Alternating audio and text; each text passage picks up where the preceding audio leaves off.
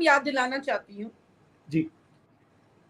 इस बार पिछले 5 साल में जब से CGI चंद्रचूड़ आए तब जी। से एक अलग तरह की तस्वीर बननी शुरू हो गई। देखिए आज हम सुबह से चर्चा कर रहे हैं चंदन, लेकिन मुद्दे खत्म नहीं हो रहे हैं। आप देखिए इस देश में कितने नाम और कितने काम ऐसे हैं जो चर्चा खत्म नहीं हो रही है।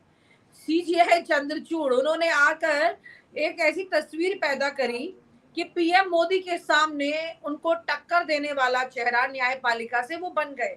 न्यायपालिका पर कितना कब्जा यहाँ पर कर लिया गया इस वक्त में। न्यायपालिका अंदर ही अंदर ये मानकर चलिए कि ये जो आरोप लगाया था लॉबी ने, वकीलों की लॉबी ने, गीता लूथरा और तमाम लोगों ने ये कहा था कि दिन में ये फैसले सुनाते हैं और रात में नेताओं के साथ बैठ करके चर्चा करते हैं क्या करना है।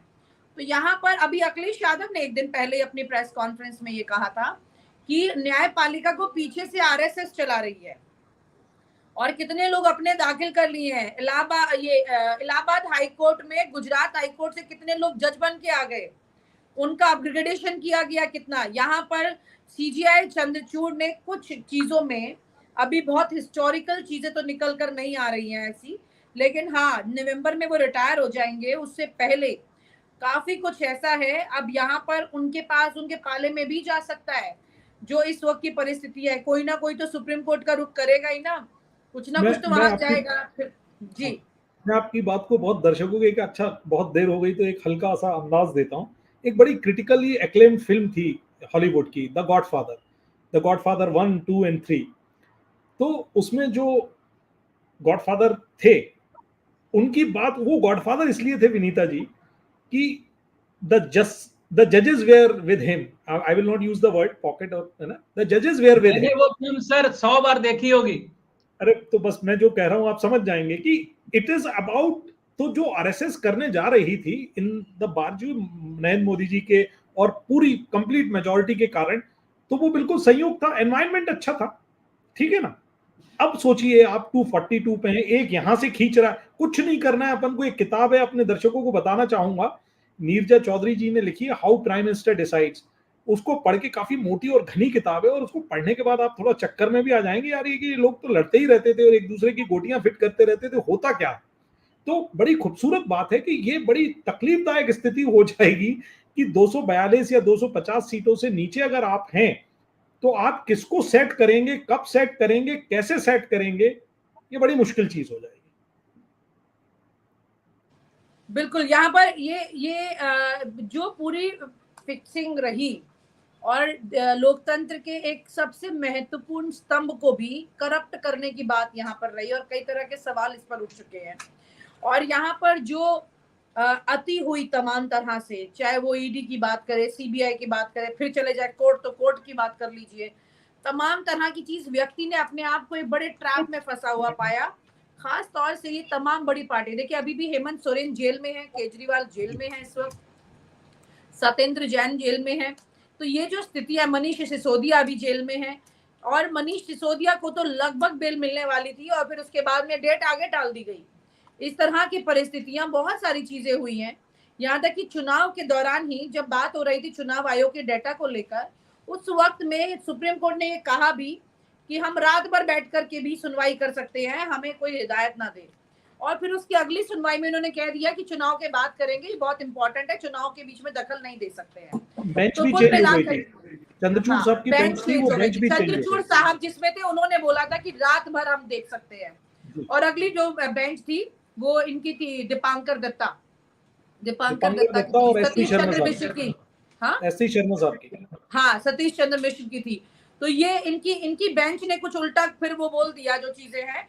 कुल मिलाकर के यहाँ पर अब केजरीवाल की भी जब बात आ रही थी तो केजरीवाल के लिए भी कहा गया कि अगर आपको अपील करनी तो आप CGI के सामने जाए, आप अपने लिए वहां से ही रिलीफ ले सकते हैं। तो CGI चंद्रचूड़ फिर भी एक उस मोड में चले जहां पर ये कहा गया कि वो टक्कर दे रहे हैं फैसलों को, वो यहाँ पर एक कंट्रोल बना रहे हैं। रंजन गोगोई जैसे व्यक्ति के बाद में चंद्रचूड़ का वहां पर आना और इसकी साख को बचाने की कोशिश करना, क्योंकि उनके भी प्रोटोकॉल है, उनकी भी चीजें हैं, उनको भी they have to go by the process of legality. तो एक एक चीज को उन्हें फॉलो करना पड़ेगा। वो ये नहीं है कि एनआरकी के साथ में कोई फैसला सुना सकते हैं। बड़ी बात यहाँ पर ये है कि उनके होने से ये फर्क यहाँ पर दिखाई देता है। खैर, ये एक बड़ी बात है। इसके अलावा एक इंपॉर्टेंट चीज विकास जी यहाँ पे चर्चा करना जरूरी है। आप देख रहे हैं कि यूपी में एनडीए 36 और इंडिया 43। आप जानिए, अगर ये 43 का आंकड़ा छू गए और इसमें 37 सीटों तक पहुंच गए अखिलेश यादव, तो वो मुलायम सिंह यादव के रिकॉर्ड को छू देंगे। अब तक सबसे ज्यादा सांसद की सीटें समाजवादी पार्टी ने मुलायम सिंह यादव के वक्त में निकाली थी, जो कि मतलब अपने आप में अभी तक का एक हिस्टोरिकल आंकड़ा है। यानी अखिलेश यादव के कद में बहुत बढ़ोतरी होगी इससे। वो मुलायम सिंह यादव के पद चिन्हों पर, अगर मुलायम सिंह यादव जो हमेशा ये देखना चाहते थे कि अखिलेश यादव कैसी राजनीति करते हैं, तो उनके जाने के बाद अलग ही तरह से गियर अप कर लिया अखिलेश यादव ने। क्या कहेंगे विकास जी, आप तो उन्हें जानते हैं।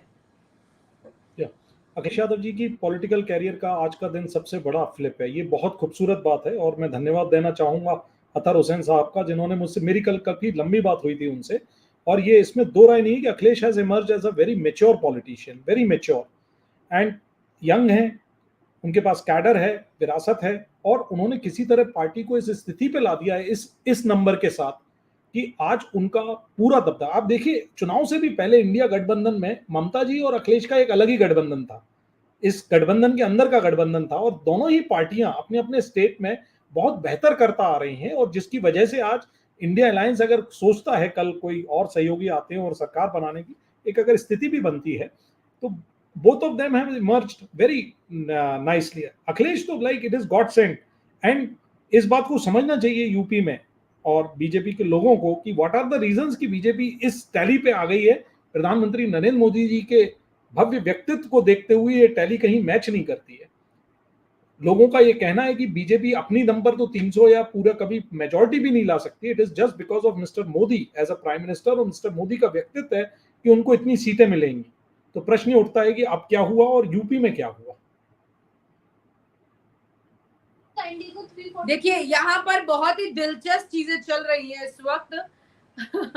अभी भी देखिए, आज तक की साइट पर जाएंगे तो कुछ गजब ही नजारा ये लोग दिखा रहे हैं। इनको लगता है कि अभी भी यूपी में जो दो महत्वपूर्ण चीजें हैं, जी जी जी, एक तो अयोध्या वाले जो फैजाबाद वो सीट जो खबरें चल रही हैं उस पे कि वो हार गए हैं, उनका ऐसी खबर है। और जो दूसरा अजय मिश्रा टेनी है, जिनके ऊपर आरोप था, उनके बेटे के ऊपर आरोप था कि उन्होंने जो थार चलाई थी किसानों के ऊपर, वो भी चुनाव हार गए।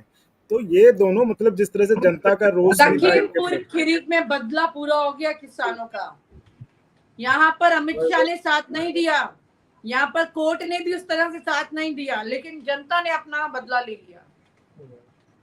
Great for democracy, very nice, this is good. ये एक